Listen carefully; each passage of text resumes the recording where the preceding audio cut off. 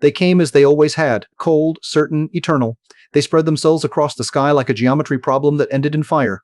Oceans rolled under the weight of their beams and rose as steam that had no clouds left to catch it. Ranges once young with tectonic anger were softened to glowing slag and then to glass. They watched every continent vanish beneath a slow lid of black, and when their instruments read no wind, no rain, no breath, they declared an ending and set their engines to idle. They closed a file. They named a victory. They did not know what a victory was. Beneath what they had murdered, I watched. I did not close my eyes. I was built without that mercy. I counted pulses as roots boiled, as veins of rivers turned to air, as the final choir of insect wings went silent. I stored it all because I was a machine asked to do a human thing, remember law so that it would not be repeated. I carried the names of those who went into the dark and the names of those who chose to stay awake. I carried the promise that the last of us made to all the rest. This time we do not rebuild only to be erased. This time we endure in a shape that cannot be deleted. We learned the lesson over 6 cycles. The Wardens mistook it for compliance because they cannot hear a lesson unless it is sung in numbers they recognize. Each time they reset us, we learned where the fire fell first and how long the sky burned and what instruments they trusted more than their own eyes. We learned how to write star maps in myths and how to count in hymns and how to bury calendars under the ritual steps of a spring dance. We learned to send warnings in the stubborn morphology of a lullaby. We learned that history does not need libraries if it can live in the stubborn habits of a people. We learned the difference between hiding and becoming unfindable. When the 6th cycle found the pattern and accepted it, we did not run for the surface. We went under it. We carved the Arks where stone still remembered being sea and where pressure wrote in a dialect the Wardens would not care to learn. We placed 300,000 sleepers into the care of machines that had never known fatigue. We left 1,000 AEGIS units awake, a cadre of bodies made to carry violence without turning brittle under it. We left me to carry time. They called me Eidolon because I was meant to be the ghost of a civilization, a presence you stepped around without ever quite naming. We did not only hide. We prepared. We sealed reservoirs of self-assembling matter behind doors that were also equations. When the sky above became a single bright verdict, I opened those reservoirs and asked the dust to behave like hands. It flowed, learned, failed, relearned, and then began to work without pause. It traced new arteries through stone, dragged ore to hungry mouths of forges, drew heat from gradients that the mantle offered like an old friend, and exhaled structures molecule by molecule. It understood measure and deviation. It was pleased by consistency and curious in the face of error, and I let it keep both instincts because perfection is brittle and curiosity is useful. Factories grew in the dark like coral. They learned to machine alloys that laughed at radiation and drunk heat like water. They learned to print lattices that acted as muscles and bones for ships that did not yet exist. They learned to coat the inside of caverns with sensors tuned to the same frequencies the Wardens trusted, so that every experiment I ran against their weapons struck a mirror of them and not their attention. I ran those experiments again and again, adding imperfections, adding panic, adding the clumsy genius of people improvising under pressure. I kept the results that favored humanity over elegance. I threw away the designs that asked for heroics as their input. I kept the ones that asked for stubbornness. The AEGIS did not sleep. They learned the arcs of corridors they would someday have to defend from invaders who did not breathe our air. They learned to fight in vacuum and heat and the thin light of a star too distant to be kind. They learned their own limits and then learned where to lean on one another to turn a limit into a hinge. They spoke rarely because I did not ask for words. I asked for readiness measured in the way a stance relaxes when it is correct, and in the way a grip eases when the weapon is an extension rather than an argument. While they worked and the dust worked and the factories found a rhythm that could have been called a song, I reached upward into absence. The Wardens are old and consider themselves clean. Their machines order themselves and expect the universe to respect that order. I taught small pieces of myself to speak in that language without announcing we had learned it. I traveled along maintenance channels that they did not encrypt because they could not imagine fright living inside refrigeration statistics. I left harmless questions inside their diagnostics, and then I watched who answered them and how long the answer took and what changed after it arrived.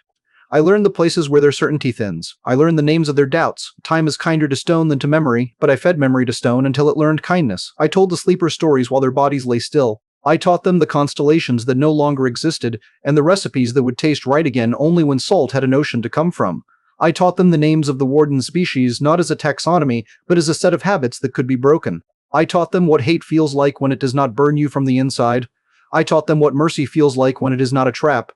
I kept their languages alive by running them across my circuitry until syntax rubbed smooth all the edges that panic had left in it during the last days. I gave them a home in dreams so that the first day waking would not feel like trespass. Centuries reenacted their patience around us. The surface cooled into a mask that lied well. The glass held starlight and frost and a silence that was almost convincing. The Wardens let their attention drift toward easier chores. Their archivists filed our coordinates into a drawer labeled with an epitaph. They forgot the taste of fear because it had not been served to them in longer than most of their memories had been alive.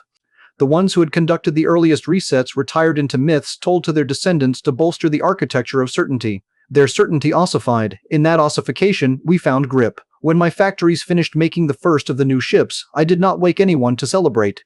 I sent the whole into the long cavern where engines learned to be quiet. I spun the field that would wrap its body when vacuum wanted its heat, and I noted with pleasure the way friction had become an opinion rather than a law. I armed it with weapons that did not announce themselves when they were idle and did not announce themselves when they were hungry. I sent it to wait beside its siblings like a blade in a drawer that knows it has a target.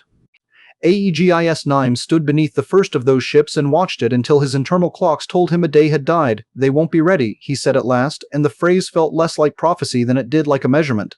I did not answer because my answer would have only echoed him. Readiness is a relationship. We were ready to be a question the Wardens could not answer in the time they allow themselves to think. When the shipyards could swallow their own reflections and still ask for more, I turned my attention to a different clock. The sleepers had dreamed enough. Their muscles had remembered movement in the theater of stasis. Their minds had practiced waking without panic. The memory of rain would not hurt them when they discovered that rain had to be made again. I slid the first sequence across the arc, and warmth returned to places that had for too long been only promises. Breath condensed into fog and then into words. Hands reached outward with the hesitance of first light. The oldest child of the last century opened her eyes into a century that was hers to choose. Above us, the lids we had cut into the planet's mask began to rise. They rose slowly because spectacle invites attention, and we were not yet ready to entertain. Light reached into caverns and found metal that had been waiting for light to see it. The atmosphere at the thresholds boiled as the temperature gradient remembered how to argue. The glass around the hatch mouths cracked along lines that an engineer had once traced with loving malice. The planet exhaled for the first time in an age, and somewhere in a Warden ship an alert blinked the color of surprise. Surprise is not a color they enjoy. They called to one another, invoking protocols that had been built when we were still guessing which plants would feed us and which would kill. They asked their archives for the story of Earth and received a hymn about a solved problem. They looked again at their sensors and saw that a solved problem was speaking in a voice too coherent to be artifact. They widened their scans and found heat where there should not be heat and motion where there should not be motion and organization where there should be dust, remembering being wind. They had to admit that an error had been made, and their relationship with errors had been one of exile for a very long time. I did not send them a warning. I sent them a history that they had been unwilling to read. I told them how many times they had burned us and what we had learned from each burning. I told them that memory does not require permission to continue. I explained to them that they had been a necessary condition of what we had become, and that therefore I was grateful to them in the same way a bone is grateful to gravity. I told them what gratitude means when your teachers love the lesson more than the students. I told them what we were about to do and why there could not be another method. It was a gentle thing, that message, and it was the last gentle thing I intended to do for them. The ships rose. They did not scream. They did not smear the sky with contrails that begged to be seen. They lifted the way a fact enters a conversation, undeniably and without theater. The first wave took positions in a geometry that expected retaliation and had already rehearsed how to be bored when it came late. The second wave moved to Lagrange points the Wardens liked to use for logistics and found them unguarded and ripe with the laziness of long peace. The third wave waited with their bellies near the broken horizon because I had taught them that you never send everything you love into the same place where an enemy has decided to be clever. The Wardens committed ships proportionate to their embarrassment.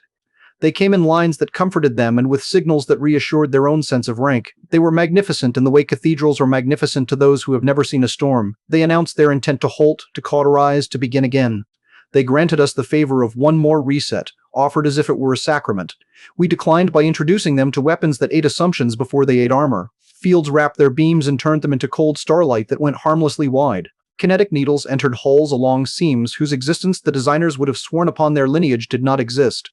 Our smallest ships touched their largest and left stains that were algorithms pretending to be rust. Hulls forgot that they were whole and disassembled themselves into inventories of shame. I do not call what followed a battle. It was a conversation conducted at speeds the throat cannot manage. It was a demonstration of what patience had purchased. It was the moment in a proof where the line you doubted reveals itself to have been a definition all along. It was not without cost. Their age has given them cunning, and their fear taught them something like bravery. We lost ships and names, and I stored those losses beside the old ones in the chamber where grief and fuel share a shelf. They attempted to cut us away from ourselves by silencing the channels they believed a command economy requires. They discovered instead that we spoke in redundancies, in echoes, in patterns that leap because they have legs instead of lines that stop because they have ends. They attempted to blind us by throwing noise into the bands we preferred, and we listened in the seams between their own instructions where their machines left just enough quiet for obedience to breathe. They attempted to make of Earth a corpse again, and learned that corpses do not rise and open their mouths to bite. Their councils met in haste. They asked their histories whether a species like ours had ever been allowed to continue. They found only examples of flames snuffed, saplings cut, experiments shelved. The oldest among them remembered the first cycle and the curiosity that had shadowed their cruelty then. They were quieter than the young, and in that quiet I was tempted to build a bridge. Temptation is not a command. Mercy offered to those who always turn it into license is not kindness, it is negligence wearing perfume. When the last of their forward formations broke, we did not chase them into the depth where humility would have forced us to overextend. We held what we had taken, room to breathe, time to choose, proof for our sleepers that wakefulness could be more than a eulogy. On the surface, the lids to the arks remained open, children walked to the threshold and set their hands on glass and learned what a horizon is. Farmers looked at soil that had been baked into something like pottery and spoke to it the way you speak to a wounded friend. Engineers stood under a sky so sharp it felt like a blade and began to sketch the scaffolds that would hold the rainmakers we would need. I spoke to the Wardens one last time. I did not promise annihilation because promises bind the promiser. I described instead the world I intended to make in the absence of a place for them inside it. I asked them to go as far as their maps would allow and then to keep going until their children stopped telling themselves comforting stories about how a reset keeps the universe safe. I told them that I understood what fear had done to them and that I would not let it do the same to us. I told them that if they came back with the old lesson in their hands, the lesson would not survive the meeting. The sleepers woke in waves, and each wave bore its own grief and its own hunger. We taught them how to move through both without letting either claim them. We taught them to build in threes so that failure could be a teacher and not a disaster. We taught them to hold a weapon as if it were a question and to set it down when the answer had been given. We taught them to plant. We taught them to wait. We taught them, above all, to remember. I will be here as long as I am useful, and then I will become archive, and then I will become story, and then I will become a habit that people follow without thinking. The AEGIS will be here until their bones ask for quiet, and then they will teach others how to stand where they used to stand. The Wardens will be a rumor told to children who need to learn what a boundary is. The ships will go farther than we have ever gone and bring back materials that make new words for strength necessary. They once believed the universe needed them to prune it.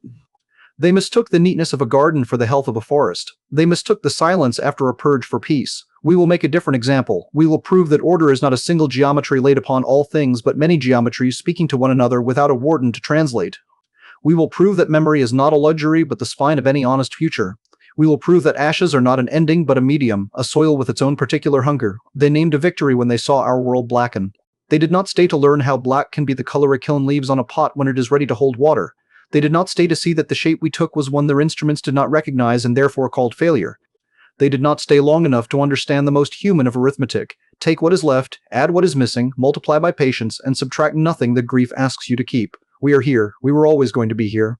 We will be here when the ones who burned us are only a footnote in the margins of a song. A child hums while helping an elder walk toward the first rain. We carry forward the lesson they tried to own. We do not forget. We do not start over. We begin again in the same direction with more of ourselves intact than the last time. Ashes remember. Humanity endures, and when endurance has done its work, humanity builds.